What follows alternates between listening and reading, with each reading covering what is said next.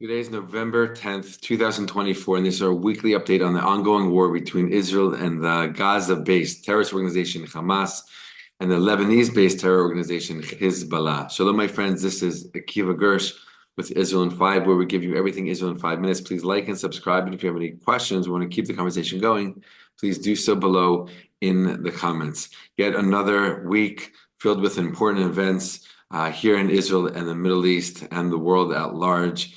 This war continues now over a year, over 13 months since the initial attack on October 7th, when thousands of Hamas terrorists poured over the border, breaking through the border fence into Israel and attacking civilians and communities all along the Gaza corridor. This war continues in the Gaza Strip and in southern Lebanon against Hezbollah. As we know, the Hezbollah terrorist organization funded by Iran attacked Israel on October 8th, one day after the Hamas attack, to join the attack, and ever since sending thousands and thousands of rockets and military drones into Israel. In Gaza Strip, the fighting does continue. Even a year later, over a year later, the fighting does continue. There are still armed bands of terrorists in the Gaza Strip, and there's still what to deal with there. And while the IDF has done incredible things in order to weaken and pretty much dismantle Hamas's ability to effectively rule over the Gaza Strip, there are still places where the IDF has to still be present in and still fight against terrorists and that's why we're still hearing daily about daily battles and all kinds of other military movements in the Gaza Strip and all kinds of military operations. So the IDF continues to fight there. Unfortunately, every now and then we're still hearing about soldiers falling in the Gaza Strip as the IDF continues to achieve its goal of completely dismantling the Hamas terror organization and making sure they can never return to power ever again. That day is coming very, very close. In southern Lebanon, Hezbollah continues to fire rockets, hundreds and hundreds of rockets a week, sometimes hundreds a day, into Israel, mostly in the north, but some reaching all the way into the center of Israel, in the Tel Aviv area, and beyond. And this obviously has had a tremendous impact on Israeli citizens, their day-to-day lives, people running into bomb shelters every single day. In addition to the horrible deaths and injuries that have been caused by these rocket attacks and these military drones being sent into Israel by Hezbollah, the psychological impact of living under fire daily, weekly, is tremendous. Residents of the South knew this for 20 years, and now residents of the North have known this for over a year now. And this is going on all the time, every single day in communities all over Israel, especially in the north, specifically the north, but also beyond, like I just said. People are getting these azakot, these air raid sirens, what we call Tseva Dom, code red sirens that get sounded either on their app or in their town and city. Pretty much both. You can hear it from outside, but you can also hear it on your app, making it even louder. And that means people run. Every time they hear that, that means that there is a rocket, a missile, a military drone coming to their specific area. It's a very, very sophisticated system where these air raid sirens only sound if they're coming specifically to your area. Where I live, I can hear the sirens sometimes from adjacent areas, but they're not for our area. And we can hear the booms of the Iron Dome destroying the missiles or the drones in the air, also very close nearby. So this is the day-to-day life, the day-to-day living that Israelis have been dealing with for over a year now because of these thousands and thousands of rockets that have been shot by Hezbollah.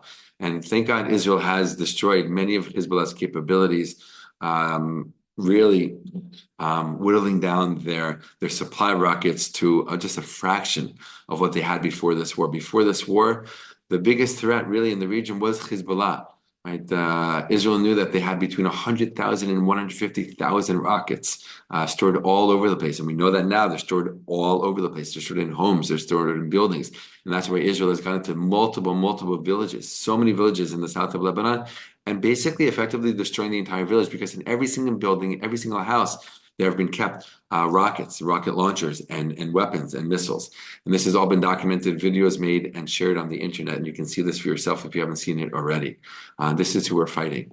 In terms of Iran, we know that Iran has basically backed this entire war, both Hamas in the Gaza Strip and Hezbollah in Lebanon. And Israel is still waiting for the Iranian threat to see if it will come to life. They've been threatening Israel now for a few weeks since the last time that Israel attacked Iran in a severe blow to their security.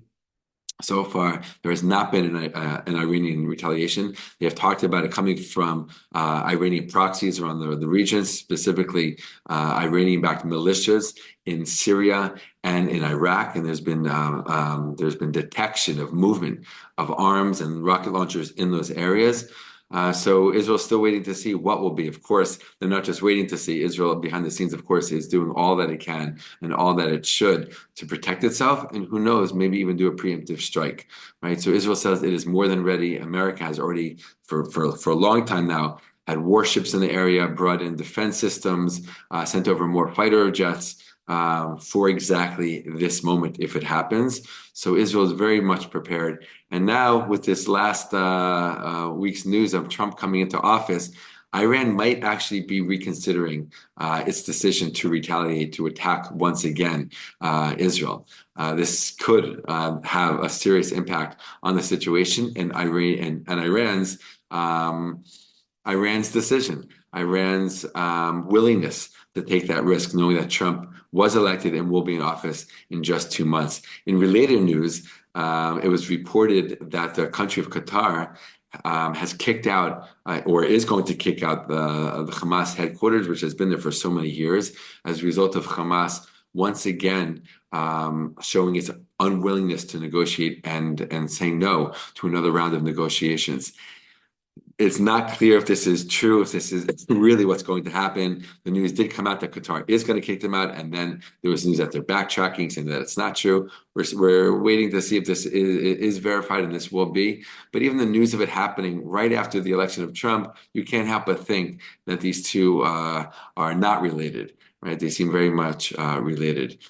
So this is what's going on here in Israel on the front with Hamas in Gaza, Lebanon with Hezbollah, Iran, and all of its proxies around the region. This war continues. Israel continues to fight very bravely and valiantly and strongly. And we're sending blessings, as always, to all of the soldiers on the front line, fighting this fight that needs to be fought. Of course, I'll just end with this. How can I forget? I can't forget what happened in Amsterdam just a couple of days ago, the horrible pogrom, right, that took place against hundreds of Israeli soccer fans that went to Amsterdam for a soccer game, right, for a soccer game. They went to the game safely and peacefully, and as they were leaving the game, and then as they were leaving the metro stations on their way back to their hotels, they were attacked by mobs of immigrant jihadist Muslims all over the city. And swarms of them, hundreds of them, attacking Israelis coming to watch a soccer game. All kinds of video evidence of this horrible pogrom.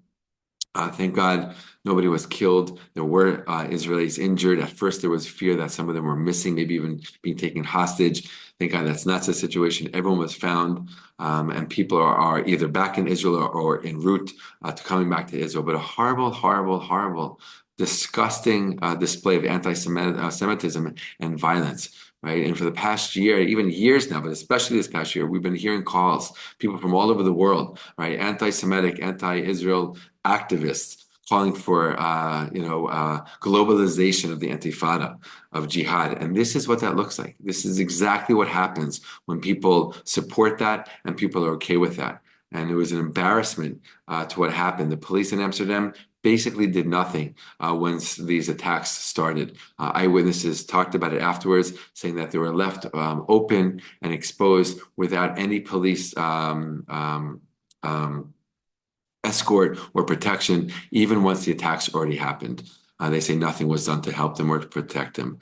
Real embarrassment for Amsterdam, an embarrassment for Europe, who let these jihadist, Islamist immigrants into their country, right? And literally they're destroying their country from within.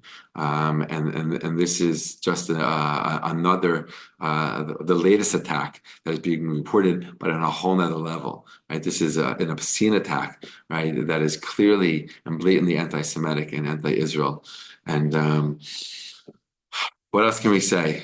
Crazy things in the world. We're reporting it to you every single week. And again, we thank you for your support and your thoughts and prayers for Israel and all the soldiers and all the hostages who we pray that they will come home soon and rejoin their families and repair their lives, start their lives once again. All the best, my friends, and be well.